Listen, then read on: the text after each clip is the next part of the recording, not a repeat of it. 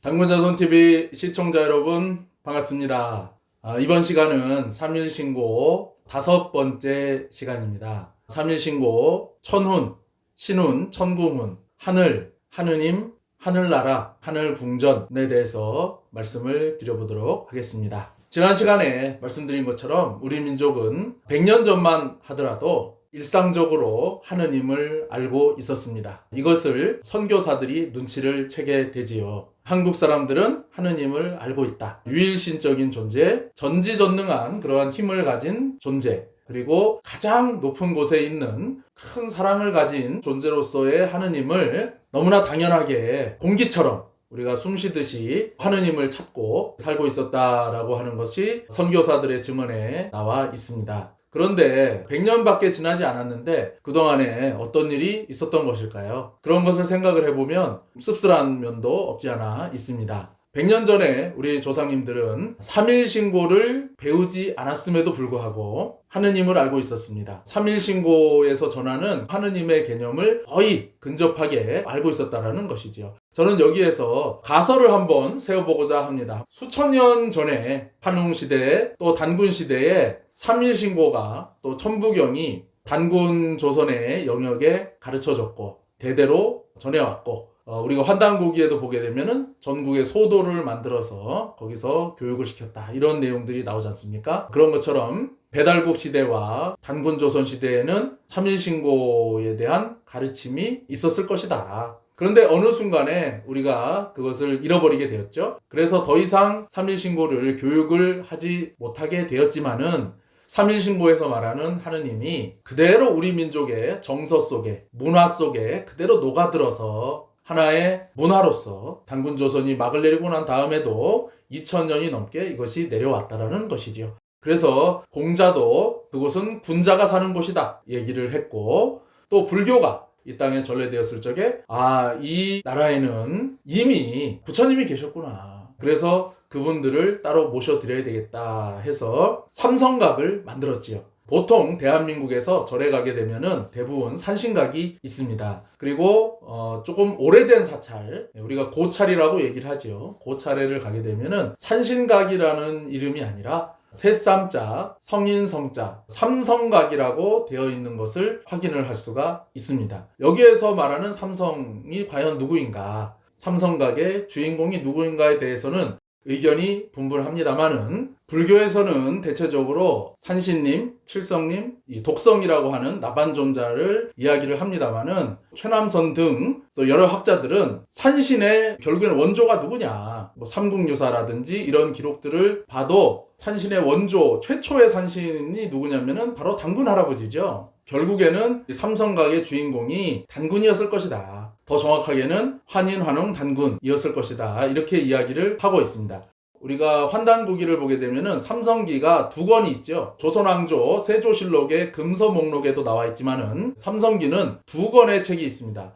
안함로라고 하는 분이 지은 삼성기와 원동중이라고 하는 분이 지은 삼성기가 있는데요. 안함로가 누구시냐면 신라의 스님이셨습니다. 지금도 경상도 지방에 가게 되면은 안함 스님을 모신 사찰이 있습니다. 안함 스님이 쓰신 삼성기의 삼성은 환인, 환웅, 단군인 것이죠. 그리고 조선시대에도 저 구월산에 국가 차원에서 삼성사를 모셨습니다. 3분의 성인을 모신 사당이다. 바로 여기의 주인공도 환인, 환웅, 단군이죠. 지금은 이제 대부분 산신, 칠성, 독성 이분들이 주인공으로 들어가 계시지만은 최초의 불교가 전해졌을 때는 환인, 환웅, 단군이셨을 것이다 라고 하는 추정이 충분히 가능한 것이지요. 불교가 들어왔을 때도 이 나라에 성인이 있었다라고 이렇게 인정을 했고 또 100년 전에 기독교가 전래가 되었을 때도 선교사들이 이 나라 사람들은 하느님을 생활 속에서 숨쉬듯이 알고 계시는구나 증언을 하고 있는 것이지요.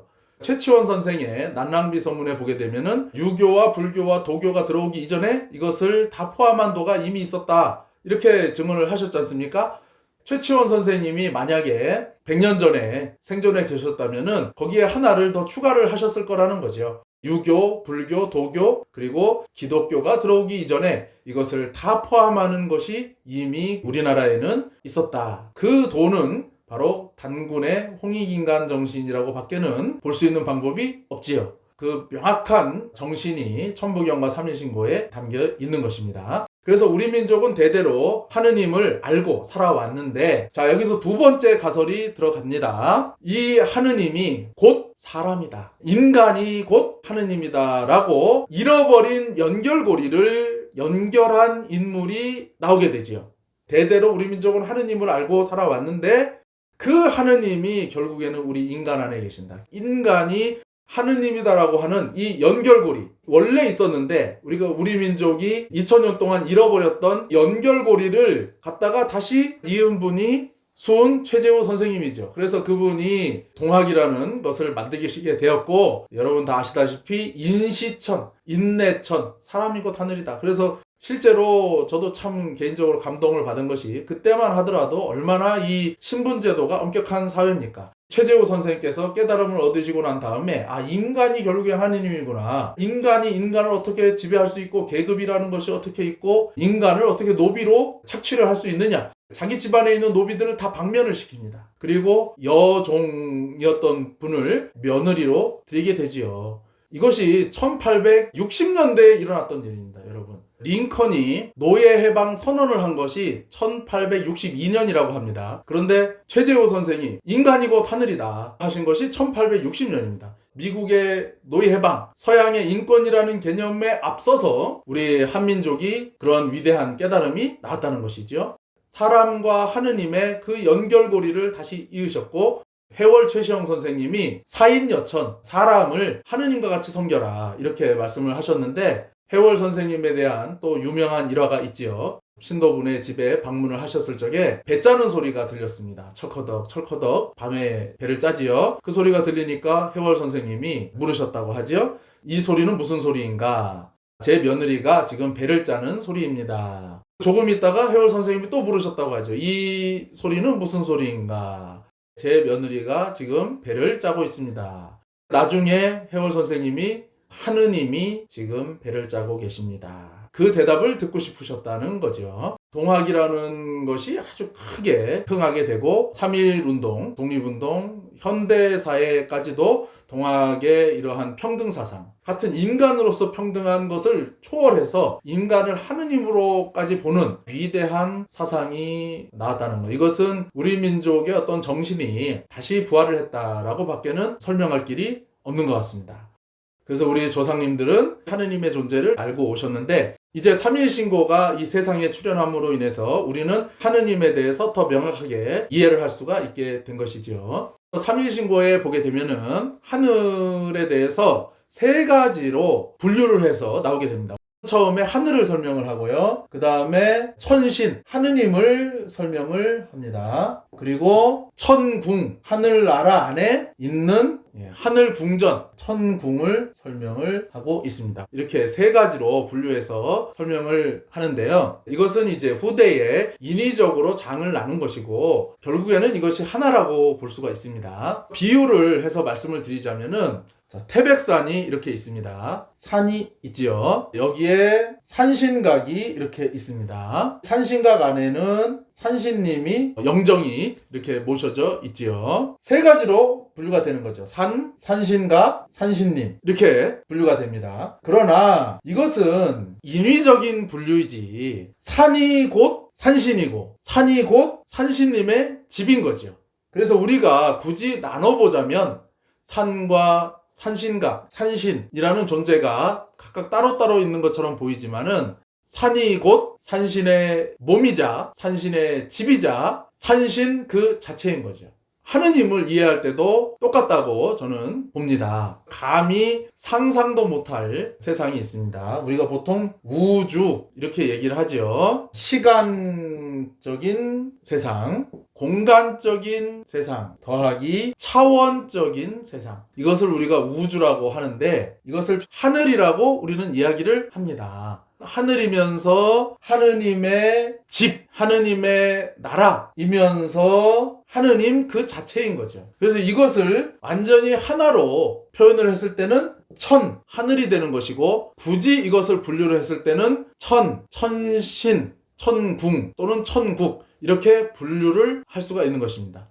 그래서 이것도 맞고 저것도 맞는 것입니다. 이것만 맞다라고 하면은 더 깊은 세계로 들어갈 수가 없습니다. 천부경을 설명할 때 이제 말씀을 드리려고 했는데 미리 말씀을 드리면은 우리가 천부경에 보게 되면은 한에서부터 시작을 하지요. 그런데 바로 뒤에 부정이 나옵니다. 무시. 시작으로 볼 수도 있고 시작이 아니라고 볼 수도 있다라는 것입니다. 세상에는 두 가지가 있죠. 유시가 있고 무시가 있습니다.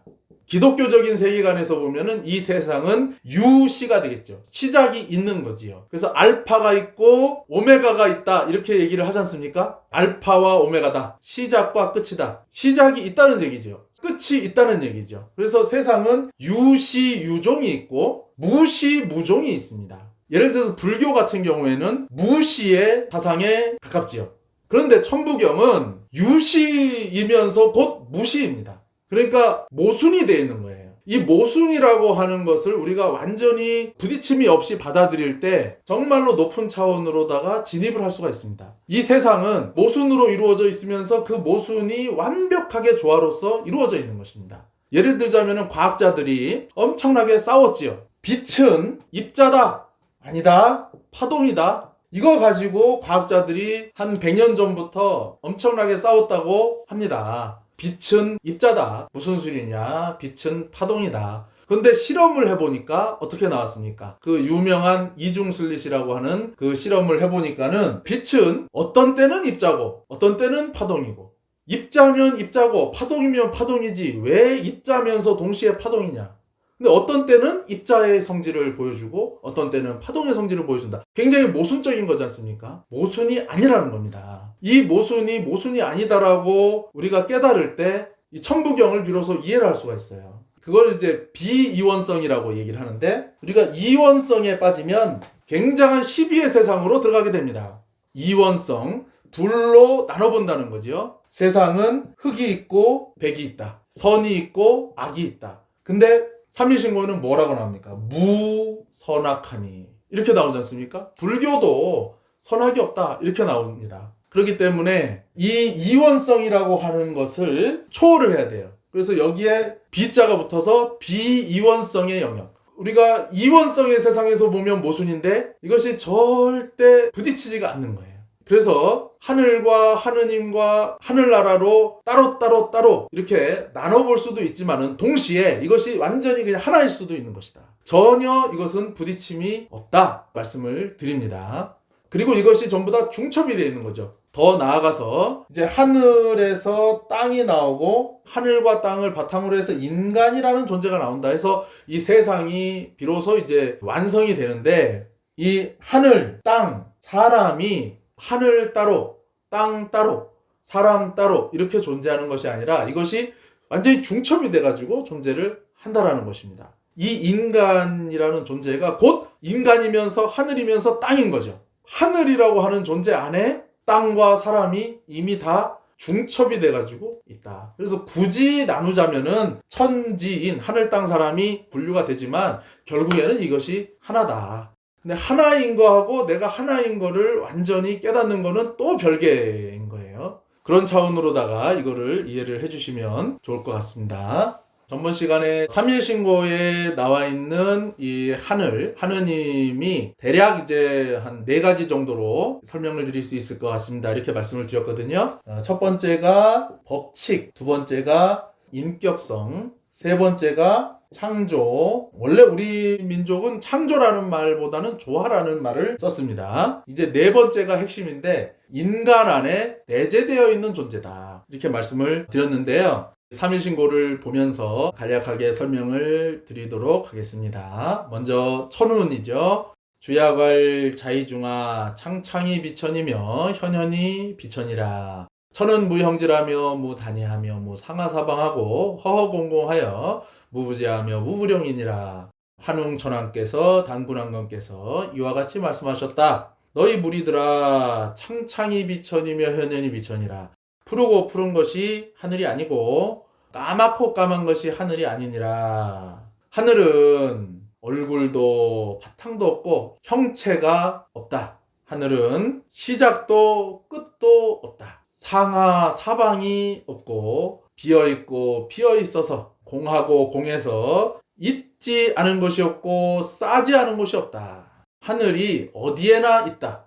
모든 곳에 있다라는 것이죠. 그렇기 때문에 당연히 인간 안에도 있는 것이죠. 모든 곳에 하느님이 존재한다. 굳이 이것을 표현을 하자면은 이 하늘은 법칙으로 언제 어디서나 존재를 하고 있는 것입니다. 법칙으로 존재를 함으로 인해서 하느님은 모든 곳에 계실 수가 있는 거죠.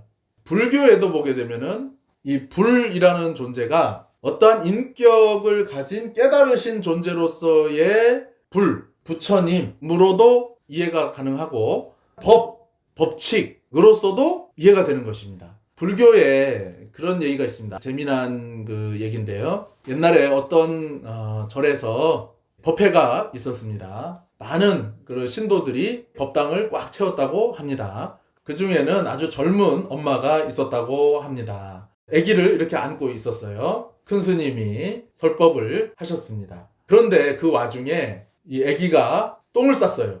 요즘에는 뭐 기저귀가 잘 돼 있고 이래도 참 쉽지가 않은데 옛날에는 더 했지 않겠습니까? 이 아기가 똥을 싸니까 그 법당에 이제 향냄새 대신에 똥냄새가 퍼졌겠지요. 그러니까 옆에 있던 분들이 엄마를 타박을 했는가 봐요. 신성한 부처님이 계시는 곳에서 애가 똥을 싸도록 하고 타박을 했습니다. 엄마가 곤란한 지경에 이르니까 아기가 한마디를 딱 했다고 합니다. 부처님이 안 계신 곳을 알려달라. 그럼 내가 거기 가서 똥을 싸겠다. 그 법당에 있던 모든 스님들과 불자들이 깜짝 놀란 거죠. 부처님이 안 계신 곳을 나에게 알려달라. 그러면 내가 거기다가 똥을 싸겠다. 그 얘기는 바로 뭡니까? 세상에 부처님이 안 계신 곳이 어디 있냐? 모든 곳에 존재한다. 그 어떤 법문보다도 위대한 법문이 된 거예요. 하느님도 마찬가지인 거죠. 이름만 바뀐 것입니다. 안 계신 곳이 없다. 모든 곳에 존재한다. 어떻게 존재하느냐? 법칙으로 존재하는 거죠. 불교에서 말하는 법칙은 어떤 법칙입니까? 연하여 일어난다. 이 세상을, 우주를 감싸고 있는 유일한 법칙이 뭐냐? 깨달으신 분들이 공통적으로 얘기하시는 게 있죠. 사랑이다. 자비다. 오직 그 법칙 하에서만 이 우주가 돌고 있다. 근데 그 사랑이, 그 자비가 너무나 크고 위대하기 때문에 그것이 안 느껴지고 내가 못 알아챌 뿐이다 라고 하는 것이죠. 어떤 사람들은 하느님을 원망하는 사람도 있고 그래요. 아동학대 사건이라든지 하느님은 뭐 하시나, 하느님은 안 계신 게 분명하다, 이렇게 얘기하는 분들이 있습니다. 그것은 하느님을 몰라서 그런 거죠. 하느님은 법칙으로 존재하시기 때문에 법칙 하에서 어떠한 원인이 있기 때문에 그것이 일어났다. 다만 그것을 내가 알 수는 없다. 어떠한 섭리가 있는 것이다. 자, 두 번째 신훈을 보도록 하겠습니다. 신은 제 무상일이 하시니 유대덕 대해 대력하사 생천하시며 주 무소세계 하시고 조신 신물하시니 섬진무로하며 소소령령하여 불가명량이라. 성기원도하면 절친견이니 자성구자하라 강제인의 신이라. 하느님께서는 위가 없는 높은 곳에 계시니 큰 덕과 큰 지혜와 큰 힘으로 계시고 주 무수세계 하시고 무수한 세계를 주관하시고 이 세상을 다 빠짐없이 지으셨다. 아주 티끌만한 것이라도 누락된 것이 없다. 밝고도 밝고 신령하고도 신령하여 감히 헤아릴 수가 없다. 감히 인간이 이것을 측정할 수가 없다라고 하는 것입니다. 이 하느님이라고 하는 존재가 창조주로서, 조화주로서 존재를 하신다. 조화라고 하는 것은 두 가지 의미가 있죠. 창조라는 의미와 하모니, 그 두 가지 의미를 포함을 하고 있습니다. 그래서 이 세상이 너무나 완벽하다는 거죠. 소위 말해서 도 닦는다고 하는 분들이 처음에 시작을 어떻게 시작을 합니까? 어떠한 큰 의문, 큰 불만에서부터 시작을 하는 거거든요. 이 세상은 왜 이렇게 불공평한가? 이 세상은 왜 이렇게 고통스러운가? 불완전성이라고 느끼는 거죠, 처음에는. 이 세상이 너무나 불완전하다. 처음에 이제 구도를 합니다. 석가모니 부처님도 처음에 구도를 시작할 적에 늙은 자를 보고 병든 자를 보고 죽은 자를 보고 이 세상이 너무나 고통이구나. 고통에 대한 자각에서부터 구도를 했지 않습니까? 그런데 마지막에 가서 이 깨달으신 분들이 공통적으로 얘기하는 것이 있습니다. 이 세상은 너무나 완벽하다.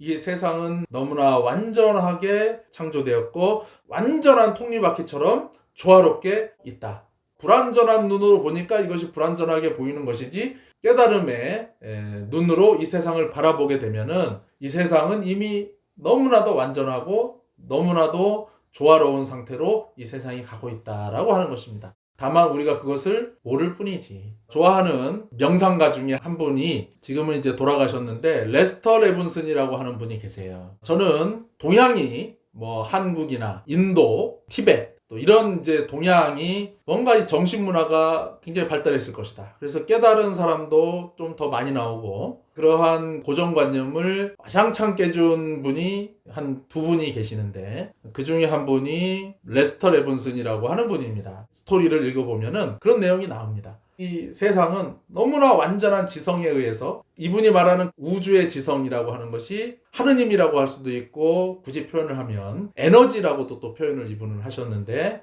이 세상은 이제 에너지로 이루어져 있다라는 거예요. 그래서 놀이동산에 가게 되면은 범퍼카가 있지 않습니까? 우리가 눈에 볼 때는 A라는 범퍼카, B라는 범퍼카, C라는 범퍼카가 각각 따로따로 이렇게 있습니다. 범퍼카들이 눈에 보이는 세상에서는 어떻습니까? 막 충돌을 하죠. 막 갖다 들이받고 꽝꽝거리고 합니다. 그런데 이 범퍼카에는 꼬리가 연결돼서 천장에 연결이 되어 있습니다. 근데 그 천장에는 하나의 에너지에서 A라는 범퍼카, B라는 범퍼카, C, D 각각으로 연결이 된다라는 거죠. 이 에너지 상태에서는 이것이 완전하게 하나인데, 눈에 보이는 세상에서는 이 범퍼카들이 각각 개별적으로 자기 충동에 따라서, 자기 욕망에 따라서 그냥 부딪히면서 산다는 거죠. 이 부딪히는 세상만 볼 때는 세상이 너무나 불완전하고 세상이 너무나 고통스럽고 돌발 변수가 많고, 이것만 우리가 인식을 한다는 거죠. 근데 크게 볼 때는 이것이 하나의 에너지에서 나온 거구나. 완전하게 조화롭게 살 수가 있는 건데, 인간이라는 존재가 그 에너지를, 우주의 지성을 다 못 쓰고 있구나. 다 끊어먹고 지 욕망대로 하고 있구나 라고 하는 어떤 그러한 이제 각성의 순간이 있어요. 그래서 이분이 이 세상은 너무나 완전하다. 너무나 조화롭다. 이 하늘이라고 하는 존재, 하느님의 어떤 그런 것을 체험을 하신 거죠. 우리가 이제 삼일신고에서는 불감명량, 감히 헤아릴 수가 없다. 근데 감히 헤아릴 수 있는 어떤 그런 경지에 좀 들어지 않으셨겠나, 이렇게 봅니다. 성기원도하면 절친견이니 자성구자라 강제인의신이라. 자, 이 대목이 아주 중요한데요. 삼일신고에서 중요한 구절 중에 한 곳입니다. 더 축약하면 강제인해입니다. 하느님께서 너의 뇌 속에 내려와 계시다. 하느님께서 너의 뇌 속에 거하고 계시다. 이것이 핵심입니다. 자, 그런데 이 앞에 성기원도 절친견은 두 가지 상반된 해석이 있는데, 어떻게 해석해도 결과는 같다라고 제가 전번에 말씀을 드렸습니다. 무슨 뜻이냐면은 이 절자가 끊을 절자입니다. 그러니까 완전한 부정이죠. 절친견, 친견할 수 없다라는 뜻도 될 수가 있고요. 근데 이 절자를 또 옥편에서 찾아보면은 반드시 긍정의 뜻도 가지고 있어요. 그렇게 해석을 하면은 반드시 친견할 수 있다, 이렇게 되는 거거든요. 성기원도하면 소리, 기운, 바람, 기도로 하면 절친견이니 반드시 하느님을 친견할 수 있으니. 저도 처음에는 삼일신고를 공부를 하면서 이거를 부정으로다가 시작을 했습니다. 처음에는 부정으로다가 하면은 어떻게 해석이 되겠습니까? 부르고 기도하고 이렇게 하면 친견을 할 수 없으니 자성구자하라 강제인신이라. 너의 내면으로 들어가서 스스로 본성에서 씨앗을 구하라. 바깥에서 구하지 말고 안에서 구해라. 강제인의 신이라. 너의 뇌 속에 이미 들어와 계시다 라고 처음에는 공부를 했어요. 근데 한 10년 정도 지나서 깨달으신 분이 이거를 정반대로 바꿔주시더라고요. 성기원도하면 절친견이니 소리나 기운이나 바램이나 기도로서 한마디로 얘기하면은 정성인 거죠. 온 정성을 다하면 반드시 친견을 할 수가 있으니 자성구자하라 강제인의 신이라. 다만 바깥에서 구하지 말고 안에서 구하라. 너의 뇌 속에 이미 내려와 계시니라. 뇌에 대해서는 진리훈 할 때 조금 더 자세하게 말씀을 드리도록 하겠습니다. 자성구자에 대해서는 해석이 있을 수 있어요.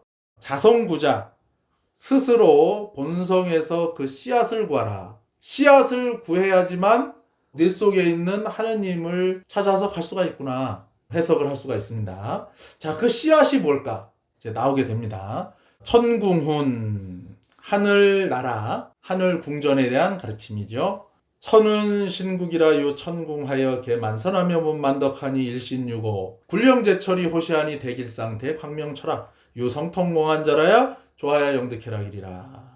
천은 신국이라 하느님의 나라가 있다. 이렇게도 해석을 할 수가 있고, 하늘은 하느님의 나라다. 하늘이라고 하는 것은 그냥 그 자체로 하느님의 나라다. 이렇게 해석을 할 수가 있는 거죠. 유천궁하여, 그 하느님의 나라에 또 천궁이 있다. 이 천궁에 올라가는 것이 개만선 문만덕 이렇게 나옵니다. 우리가 하늘나라에 살고 있는 거지 않습니까? 죽어서 하늘나라에 가는 것이 아니고 중첩되어 있는 거거든요. 지금 이 순간에 우리는 하늘나라에 살고 있는 겁니다. 그런데 하늘궁전이라고 하는 곳, 하느님이 계시는 그곳에 가기 위해서는 개만선 문만덕이다. 만 가지 선으로서 계단을 삼고 만 가지 덕으로서 문을 삼느니라. 바로 여기에서 뭐가 나옵니까? 홍익정신이 나오는 거죠. 만 가지 선을 행해야 되고 만 가지 덕을 행했을 때, 세상을 홍익인간했을 때, 다른 사람에게 사랑을 베풀었을 때, 불교식으로 얘기하면은 자비를 베풀었을 때, 보살도를 행했을 때 그 천궁에 올라가는 계단이 하나씩 하나씩 놓이게 되는 것이다. 모든 신령한 영들과 깨달으신 분들이 호위하고 지키시니 대길상 대광명차다. 크게 길하고 상서롭고 크게 광명으로 가득 찬 곳이다. 유 성통공한 자라야 조하야 영득해라기리라. 오로지 성통공한 자라야 조하야 영득해라기리라. 자, 이거를 우리가 앞에 신훈하고 이제 결합을 한번 해보겠습니다. 앞에 신훈에서 하느님이 어디 계시냐? 강제인의 신이라. 너의 뇌 속에 하느님이 계시니라 하셨습니다. 자, 여기에 하느님이 계십니다. 하느님이 계시면 하느님의 집이 있으셔야 되겠죠? 천궁이라고 했죠? 자, 그러면 뇌에 천궁이 있어야지 되겠죠? 자, 우리 천궁운에 보면은 하늘에는 하늘나라가 있고 하늘 궁전이 있느니라. 여기에 올라가려면은 만 가지 선을 쌓아야 되고 만 가지 덕을 쌓아서 계단을 만들어서 올라가면은 하느님을 친견할 수가 있다. 그래서 오로지 유 성통공한 자라야. 천궁운에서 가장 중요한 단어가 나오죠. 성통공한. 본성을 통하고 공적을 완수한다. 이것도 다 뒤에 나옵니다. 진리운에 가서 나오는데, 이 성이 뭐냐? 하느님께서 주신 성품이다. 하느님께서 주신 본래 성품과 통하고 공완, 이 공은 뭐냐? 공이 바로 만선이고 만덕인 것이다. 바로 홍익이다. 앞에 신운하고 결합을 해보면 하느님이 어디 계시냐? 뇌에 계시다. 여기에 천궁이 있겠지요. 뇌 속에 천궁이 있다. 그러면 이 천궁으로 가는 계단이 있겠는가 없겠는가? 있겠지요. 천궁으로 가는 문이 있겠는가 없겠는가? 있겠지요. 그 계단을 쌓아야 되고 그 문을 찾아야 되고, 그래서 앞에 신운에 자성구자하라. 그 씨앗을 먼저 찾아라. 하느님을 만나기 전에 나를 먼저 찾아야 된다는 것이. 나를 먼저 찾아서 계단을 쌓고 문을 하나씩 하나씩 열어가면서 천궁으로 가서 하느님을 친견을 해야 된다. 성통, 공안. 본성도 통해야 되고 공적도 완수해야 된다. 우리 몸 안에 그러한 시스템이 만들어져 있는 것이다. 그것이 진리훈에 조금 상세하게 나옵니다. 그래서 우리 인간의 이 몸이라고 하는 것이 하느님의 나라인 거예요. 이 몸 자체가. 이 몸은 나하고 하느님하고 만나서 내가 하느님이 되는, 그래서 옛날에 깨달으신 분들이 그런 비유가 많았어요. 매미에 비유하기도 하고 나비에 비유하기도 했습니다. 여러분, 나비가 처음부터 나비로 태어나지 않죠. 매미가 처음부터 매미로 태어나지 않죠. 처음에는 애벌레로 태어나는 것입니다. 우리가 누에를 보면은 누에가 뽕잎을 갉아먹고 살다가 체력을 충분히 쌓아서 어느 순간에 자기가 만든 동굴로 들어갑니다. 자기 몸을 누에고치로 다 싸지요. 삼일신고의 비유를 하면은 지감, 조식, 금촉을 하는 것입니다. 그 안에 들어가서 돌을 닦는 거지요. 나비의 돌을 닦는 거지요. 그리고 그 누에고치를 뚫고 전혀 다른 존재, 누에라고 하는 존재와 나비라고 하는 존재는 하나면서도 다른 거지요. 나비가 돼서 나온다. 근데 중간 과정인 이 누에고치라고 하는 이 과정이 없으면 누에는 나비가 될 수가 없는 것이죠. 바로 이 몸이 누에고치이자 곧 누에인 거죠. 이 껍데기 안에서 무슨 일이 일어나느냐, 그것이 이제 놀라운 어떠한 그 비밀인데, 삼일신고의 이 원리로 보게 되면은 인간의 몸을 굳이 표현을 하자면은 배양 캡슐을 삼아서 이 안에서 하느님과 하나가 되는, 불교식으로 말하면은 불성과 완전히 만나는, 그렇게 생각을 합니다. 동서양의 이런 깨달으신 분들을 이렇게 보면은 다 통해요, 사실은. 제가 아까 수은 최재호 선생님, 해월 최시영 선생님 말씀을 드렸습니다만은, 불교에도 보게 되면은 옛날에 경허 스님이라는 분이 계세요. 이 경허 스님이 재미난 일화가 있지요. 어느 날 방 안에서 여인의 그런 웃음소리가 들리면서 이제 재미난 시간을 보내시는 거예요. 이제 젊은 스님들이 가가지고 그냥 문을 갖다가 벌커덕 이렇게 열었다고 하지요. 그 안에서 어떤 일이 있었습니까? 여인은 여인인데 문둥병으로 누가 봐도 그런 욕망이 느껴지지 않는 그러한 여인인데, 문둥병 걸린 그 여인을 정말 부처님 대하듯이 너무나 아름답게 안고 계시더라.